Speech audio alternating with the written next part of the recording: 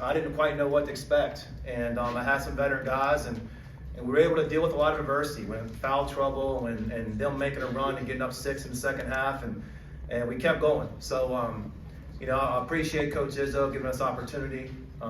He is one of the best coaches ever, and college basketball is going to keep cherishing why he keeps coaching, but I appreciate the opportunity for us being able to come here.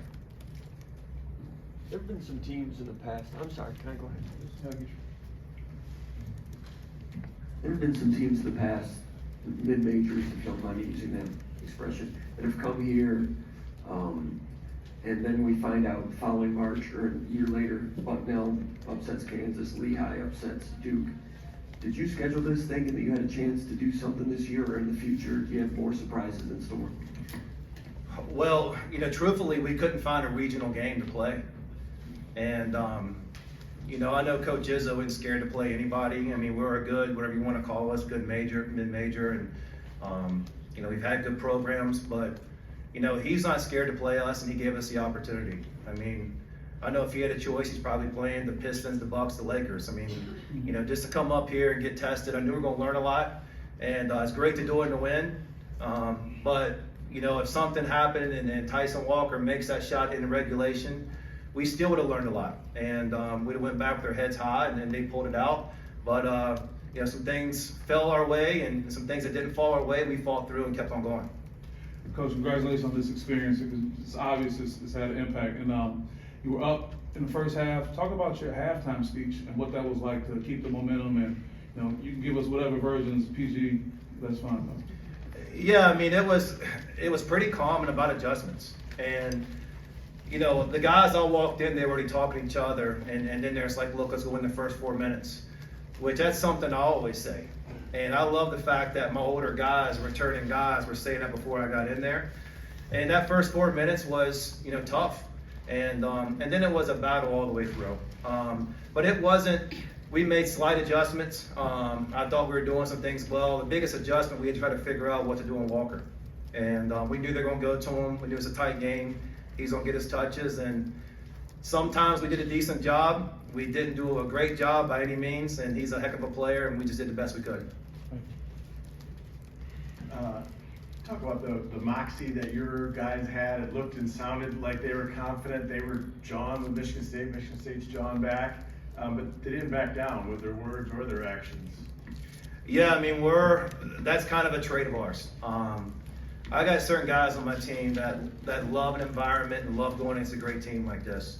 I mean, Terrence Edwards was great energy all the way through, and I thought T.J. Bickerstaff was a stud. I thought he was unbelievable, and then those guys were kind of going, and then next thing you know, some guys had to step up. I mean, Mike Green had to come in and step up and make a lot of plays, and then Raekwon Horton hit a huge shot, and we just kept talking about all the time, like, look, if we make a mistake, it's not because we're scared. If we make a mistake, it's not because we hesitate. That we want to be aggressive all the way through, and we'll live with results. I wondered if you can walk through the overtime there, particularly the job that Bickerstaff did going to the line there, and then the three that you guys got as well after Walker free throw. Yeah, I mean, Bickerstaff is he's a physical player, and the size of the Michigan State players doesn't affect him. I mean, he was a starting center in the ACC for a couple of years and productive in that league. So I don't think he was. I don't think he had any hesitation in his game. I thought he was. His attitude kind of permeated throughout the team of us being confident and aggressive. And the shot that Raekwon Horton got, it was not anything drawn up. We tried to put the ball in the guy's hands that we thought they were going to collapse on. And they made the right play. We knew they were collapsing more and more. We were kind of getting in the seams there, and the hands were getting there heavy. And we said to him, trust the pass, trust the kick. And we weren't shooting threes great. They weren't shooting threes great, but thankful that one went in. Michigan State was 1 for 20 from deep. Was that you or them? Well, first game's tough. And, I think it was probably some of both, but I think it's the first game. And, you look at NBA guys, and the talented as they are, those first couple of games, it takes a while to get in rhythm in the crowd and the intensity. And we struggled with it, and I think they struggled with it. And, I think that's going to be a good 3-point shooting team. I think we will too. But tonight, give some credit to the defense. I think some guys, missed some shots they normally make. One more thing, beginning of the game, how important was that for making you guys go from thinking you could win, to thinking you would win? Yeah, we kind of, one of the things we talked about yesterday, we talked about 2 starts. And we said, all right, what happens when they go up 10-2? We got to keep playing and fight back. Or what happens when we start 10-2? The game's not over. We got to keep playing. Luckily, it was the second one. And, it helped for confidence. It helped for guys get in a rhythm.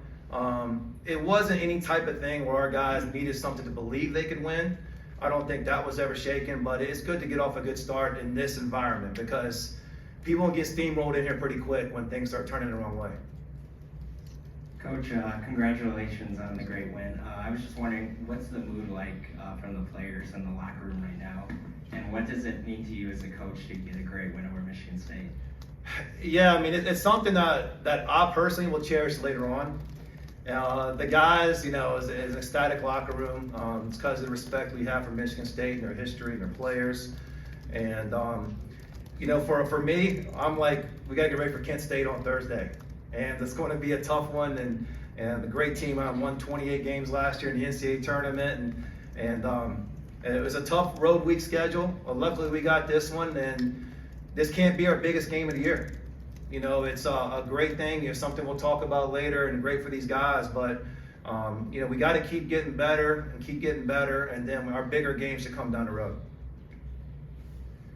Coach, big win on the road today. What did you learn about you as a coach and your guys in an environment like this? And how do you think that's going to translate later into your season? I'll talk about my guys. I don't know anything about myself. I'm still, my brain's rattling right now. But with the guys, we didn't have a game in front of fans. We had 2 close scrimmages. And one thing I wanted to see is what we were going to be like in this tough environment and how we would react. And, could we remain poised and stick to the game plan and still be aggressive and confident. And we did those things. So that's what I learned with those guys that, against a really good team, tough situation, that we were able to do a lot of good things. And that's something we can build on, but it's also something we can refer back to later on in the season. Be like, hey, we've been here before against a team and we're able to pull it out. Won 32 against ranked teams before today. Biggest win was over 19 Cal. Can you at all take a moment to appreciate what this means for this program, the school? Yeah, I mean, to me, it's just the fact that we beat such a well-coached team, and that's what. I was watching them on film and last year and this year, and the things they do is just unbelievable. They're such a really good team, and with that, I went up to Tyson Walker in the line. We know him. We went against him. He's at Northeastern, and I very well could see this being something that leads them to greatness. You see sometimes teams lose to a non-1 or some losses that get them going, and I wouldn't be surprised if this and something else, throughout the season helps them get to a Final Four this year. I mean, they're that good, that talented, and so we're going to be cheering for them. We hope they make a run, and it's great for JMU. It really is. I mean, JMU, our football team's top 20 in the country, volleyball team, and everybody else wins there. So at least we're keeping up our end of the bargain right now, at least for tonight. One last question. Coach, you kind of alluded to it earlier. Tyson Walker, 17 points in the second half of that game. Can you kind of just talk about what you thought of him at the end of the game and what adjustments he forced you to make? Yeah, so we weren't surprised. When he was at Northeastern, we were in the same league in the CAA. And there was a game we went against him and he had over 30 and we just couldn't stop him. And, history repeats itself. We were in that second half and we couldn't stop him, and, maybe we got to his legs a little bit, but I wouldn't have been surprised that last shot goes in. I mean, he's one of the best in college basketball, great career, great leader. I've coached against him before. He's one of the best, and I bet you he makes that shot next time. Thanks, Coach. All right, thanks, guys.